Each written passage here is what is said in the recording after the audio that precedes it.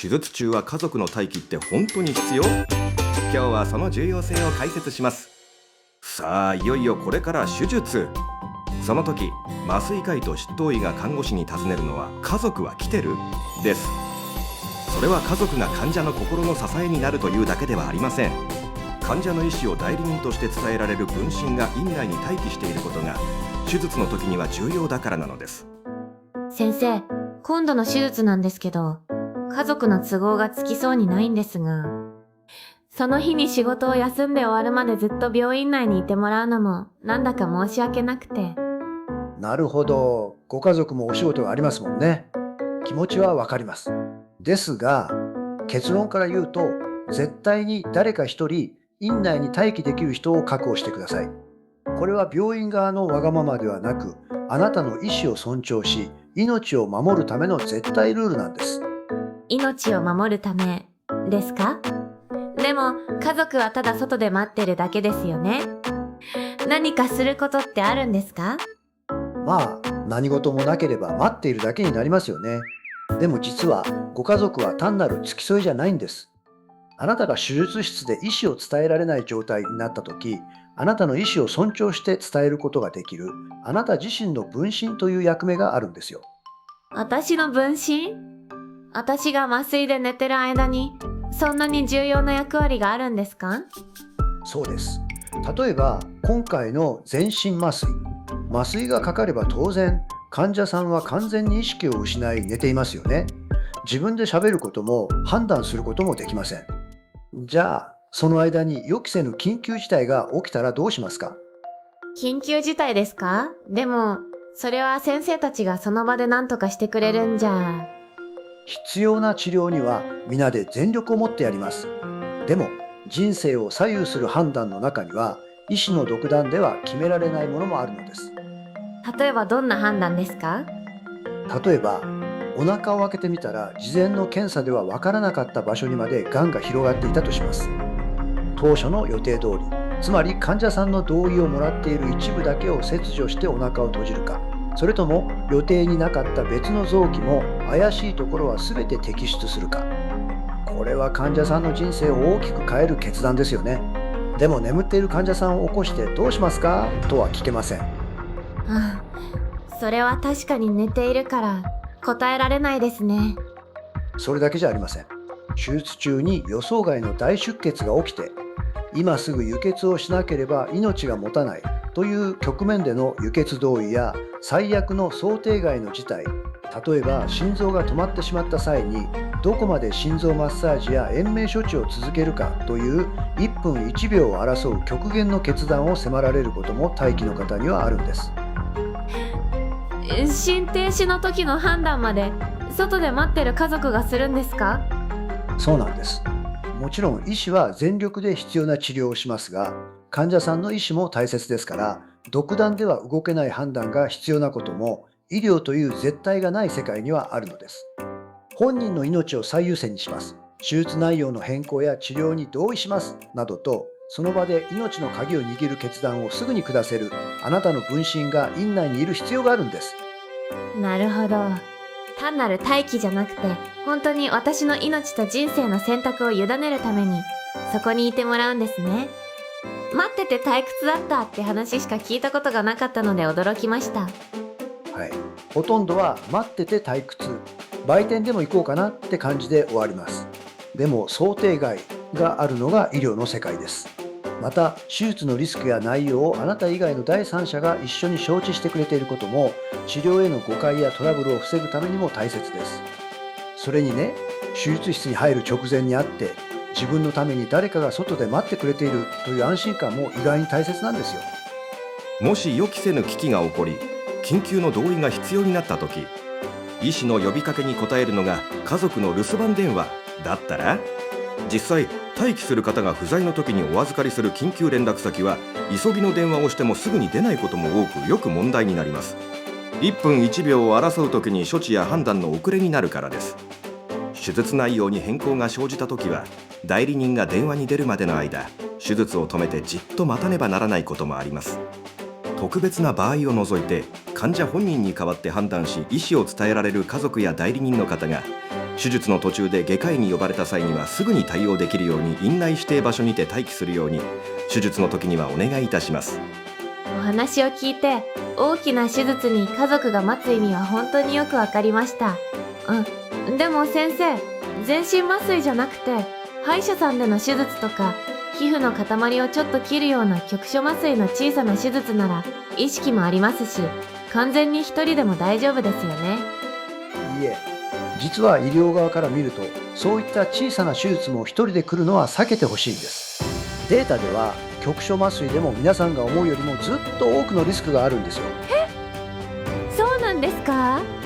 C 停止や呼吸停止まであるんですか？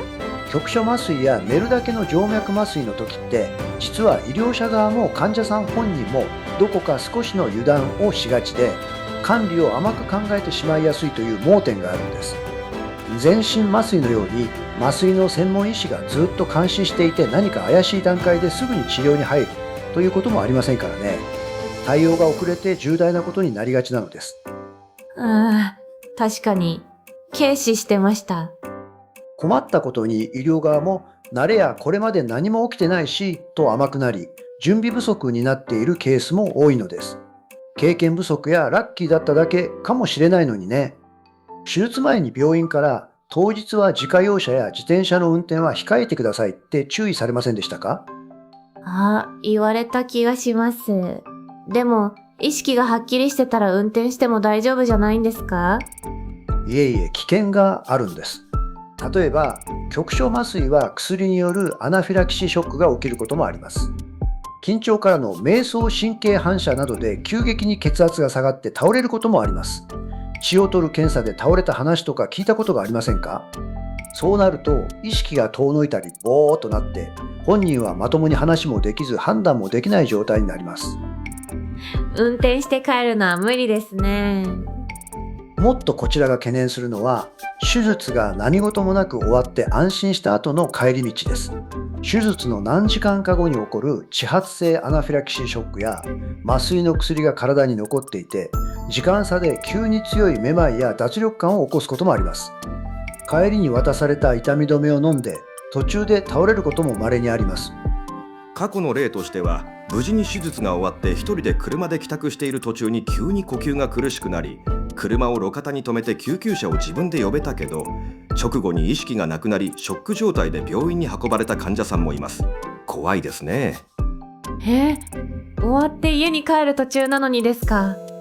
そんな例もあるんです。駅の階段でふらついて転倒した方もいますしね。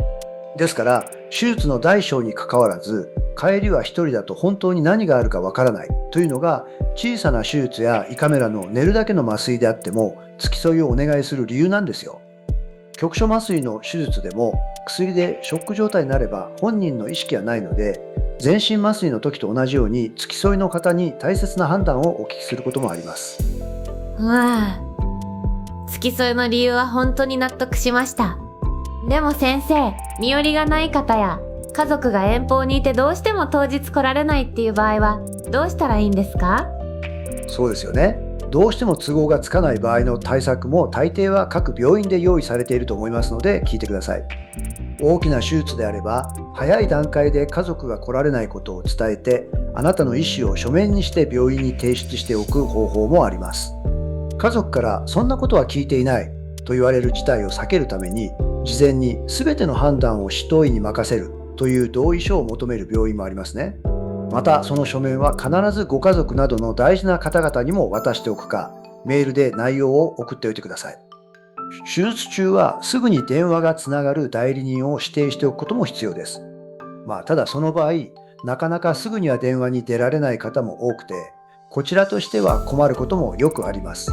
命の危険になることもありますので、なるべくは院内にいてほしいし、その時も患者さんの意思が書面であるといいですね。輸血の承諾書なども事前にサインしておくとか、とにかく最悪の事態でもあなたの意思が最後まで尊重されるような準備をしてください。電話でつながっていれば口頭で判断を家族に仰ぐこともできるけど、やり取りが書面で証拠が残らないから問題になることもあるだろうし、急ぎの時は確実ではないでしょうね。でも、私の分身になって判断するのは家族でも難しそう。事前によく話しておいて、私の気持ちを書面にして渡しておくのはいいですね。その通りです。そして小さな手術で帰りが1人になってしまうという場合は、タクシーや福祉タクシーなどを手配して1人で帰路につかない仕組みを整えておくことが大切です。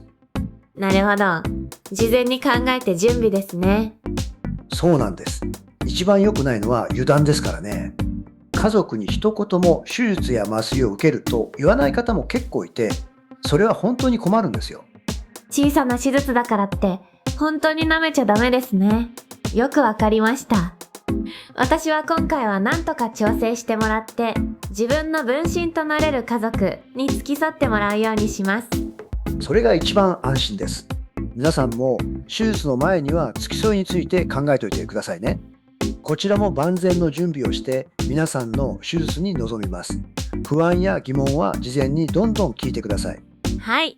手術の当日はよろしくお願いいたします。はい、一緒に頑張りましょう。